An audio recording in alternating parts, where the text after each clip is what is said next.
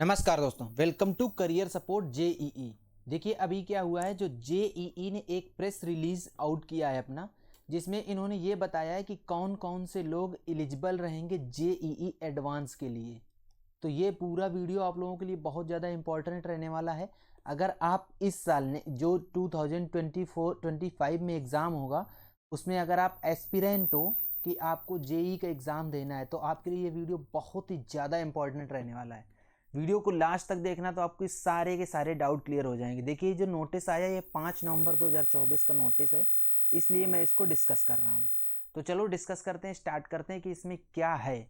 सबसे फर्स्ट आता है कि ये मैं डिस्कस करूंगा with respect to Indian citizens only. जो फॉरेन सिटीजन्स हैं, मतलब जो इंडियन सिटीजन के अलावा ओसीआई पीआईओ हैं, इन लोगों के लिए इसी नोटिस में नीचे सब कुछ दिया हुआ है। इनके लिए थोड़ी सी टर्म्स एंड कंडीशंस अलग हैं, तो मैं सिर्फ इंडियन नेशनल के पर्सपेक्टिव में ये जो प्रेस रिलीज है इसको डिस्कस करने वाला हूँ। तो देखो, जो फर्स्ट है परफॉर्मेंस इन जेई मेंस। सबसे फर्स्ट चीज़ ये है कि क्राइटेरियन इन्होंने जो दिया है कि 2,50,000, 2.5 लाख जो बच्चे हैं वो successful candidates including all category, वो बीई बीटेक में इन लोगों को जेई मेंस में जो बच्चे रहेंगे 2.5 लाख, उनको क्वालिफाई किया जाएगा जेई एडवांस के लिए। टोटल 2.5 लाख बच्चे रहेंगे। अब इसके बाद इसमें क्या होने वाला है, इसमें जो category percentage of various categories का क्या परसेंटेज रहेगा वो मैं आपको लोगों को बता देता हूँ। देखो, जो 10% रहेगा वो जनरल ईडब्ल्यूएस के बच्चे रहेंगे। 27% जो रहेंगे वो OBC NCL non creamy layer के रहेंगे। 15% बच्चे एससी के रहेंगे। 7.5% बच्चे एसटी के रहेंगे इन 2.5 लाख में। इसके बाद जो रिमेनिंग 40.5% बचे वो ओपन फॉर ऑल है। ओपन फॉर ऑल का मतलब समझ रहे हो, ये एक बहुत ही अच्छा इन्होंने पॉइंट डाल दिया है ओपन फॉर ऑल, कि मतलब जो बच्चा अगर ओबीसी का, ईडब्ल्यूएस का, एससी एसटी कोई ऐसा बच्चा है जो जनरल से क्वालिफाई कर सकता है या किया है, तो वो यहाँ पे आके इंक्लूड हो जाएगा 40.5 में। वो अपनी कैटेगरी में इंक्लूड नहीं होगा। समझ गए आप लोग बात? ये इसका मतलब ये है ओपन फॉर ऑल का। और ये जो 5% हॉरिजॉन्टल रिजर्वेशन दिया गया है is available for PWD candidate, इनके लिए कोई वर्टिकल रिजर्वेशन नहीं दिया गया है। किनके लिए? पीडब्ल्यूडी कैंडिडेट के लिए इनको हॉरिजॉन्टल रिजर्वेशन दिया गया है। तो आप लोग आई थिंक की बात समझ गए होंगे कि इसमें क्या बेनिफिट होने वाला है। मतलब इसका ये है कि जो ओबीसी ईडब्ल्यूएस एससी एसटी के बच्चे हैं वो अपनी अपनी कैटेगरी से इतने बच्चे तो जाएंगे ही जाएंगे। इसके बाद जो जनरल से क्वालिफाई कर पा रहे हैं वो जनरल से क्वालिफाई करके जाएंगे। इसमें पूरा दिया हुआ है नंबर ऑफ कैंडिडेट्स की, कौन से कितने जाएंगे। जो ओपन के बच्चे होंगे वो 1,01,250 रहेंगे। ईडब्ल्यूएस के 25,000 बच्चे रहेंगे। ओबीसी एनसीएल के 67,500 रहेंगे। जो एससी के 37,500, एसटी के 18,750। इन्होंने एक नीचे छोटा सा नोटिस दे दिया है कि क्योंकि 2.5 लाख से थोड़ा सा बच्चे ज़्यादा हो सकते हैं ड्यू टू टाइड रैंक या स्कोर्स। ठीक, तो इसके लिए कोई ये मत सोचना कि मैंने बोला 2.5 लाख, 2.5 लाख से बच्चे कैसे ज़्यादा हो गए। ये चीज़ हो गई। अब चलो नेक्स्ट देख लेते हैं। नेक्स्ट इन्होंने यही बताया है कि ये जो ओसीआई पीआईओ है इनके लिए ये सब हमारे कंसर्न का नहीं है। चलो आगे बढ़ते हैं। एज लिमिट, एज लिमिट बहुत ज़्यादा इंपॉर्टेंट है। इसमें इन्होंने ये चीज़ क्लियर कर दी है। एज लिमिट का मतलब क्या है, इन्होंने ये बोला कि candidate should have been born on और आफ्टर 1 अक्टूबर 2000, सन 2000। ठीक, 1 अक्टूबर 2000 के बाद का जो ऑन और आफ्टर का है बंदा, वो एज लिमिट उसकी सही है, वो इसके लिए एलिजिबल रहेगा। 5 ईयर का रिलैक्सेशन दिया जाएगा एससी एसटी और पीडब्ल्यूडी को। तो उनके लिए क्या होना चाहिए, अक्टूबर 1995 के बाद का बच्चे की डेट ऑफ बर्थ होनी चाहिए। ये इन्होंने एज के क्राइटेरिया बता दिया है।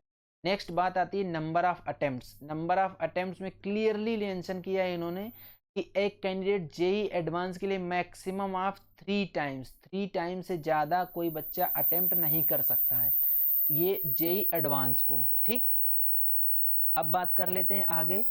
Kind appearance in class 12th। Class 12th क्या मतलब, कब आपने 12th पास किया और कब आप 12th में अगर इस साल अपीयरिंग हो तो एलिजिबल हो कि नहीं, ये चीज़ इन्होंने इसमें क्लियर कर दी है।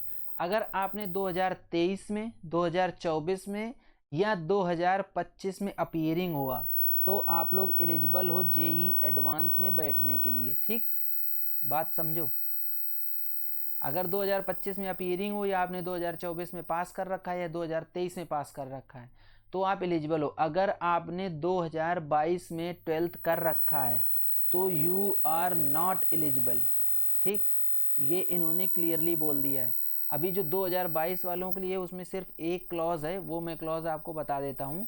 ये क्लॉज ये है कि जो 2022 में जो बच्चे क्लास 12 किए थे और उनका रिजल्ट आया है कब, सितंबर 21 2022 के बाद, अगर 21 सितंबर 2022 के बाद उस बच्चे का रिजल्ट आया है जिसने 2022 में 12th किया था, पूरे पूरे क्लास 12th का, ऐसा नहीं कि आपका विथ होल्ड हो गया था और आपका विथ होल्ड होने के बाद सितंबर 21 2012 के बाद रिजल्ट आया तो आप नहीं एलिजिबल हो।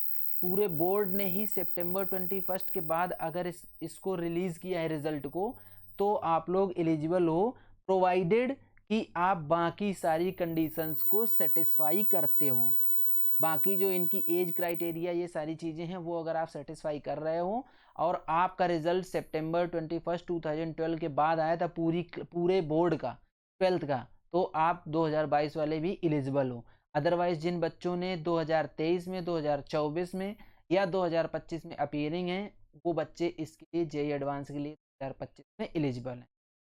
Earlier admissions at IITs, most important चीज़, बहुत ही ज़्यादा इंपॉर्टेंट है, जो कि जो बच्चे ऐसे हैं जो सोच रहे थे कि इस बार आईआईटी को छोड़ दूं, किसी रीज़न से छोड़ दिया, उनके लिए ये बहुत इंपॉर्टेंट चीज़ है।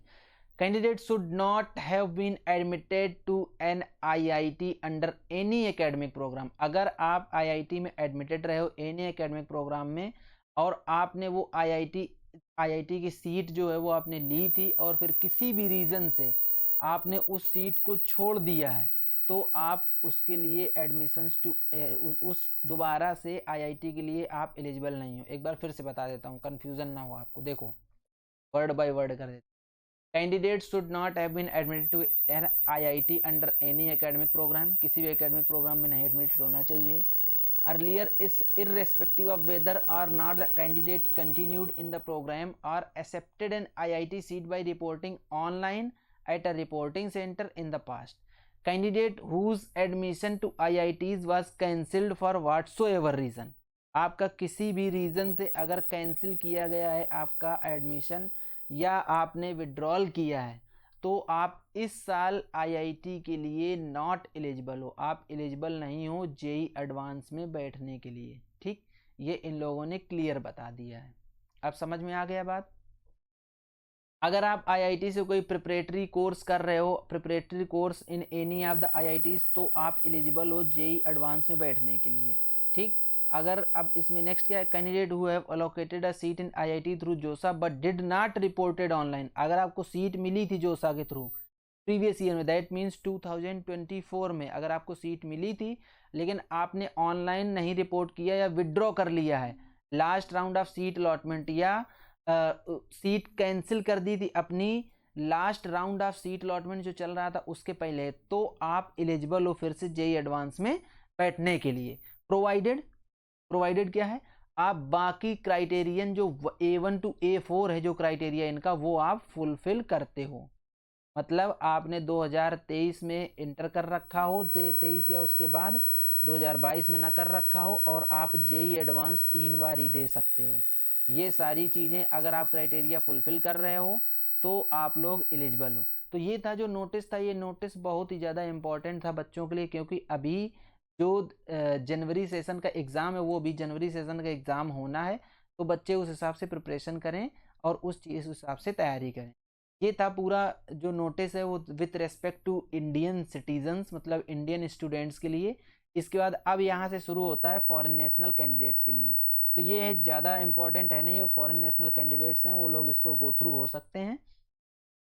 अगर आपको जेई से रिलेटेड कोई भी इंफॉर्मेशन चाहिए, जेई से रिलेटेड कोई भी इंफॉर्मेशन चाहिए, अगर आपको फर्दर जब आप जेई का एग्ज़ाम दे दोगे उसके बाद अगर आपको काउंसलिंग करानी है, तो आप लोग अभी से मेरी टीम के टच में रह सकते हो। हम आपको बेस्ट, आपका जो स्कोर होगा उस स्कोर पे आपको बेस्ट कॉलेज सजेस्ट करने की कोशिश करेंगे। आप लोग अभी से मेरी टीम के टच में रह सकते हो, ये मेरी टीम का पूरा एड्रेस दिया हुआ है। तो ये थी आपकी वीडियो। अगर आपको वीडियो पसंद आई तो वीडियो को लाइक करो, चैनल को सब्सक्राइब कर लो, बेल आइकन दबा लो, जिससे कि आप लोगों को इस तरीके के अपडेट्स मिलते रहें। आज की वीडियो यहीं तक, मिलेंगे नेक्स्ट वीडियो में नए डेटा के साथ, तब तक के लिए बाय बाय।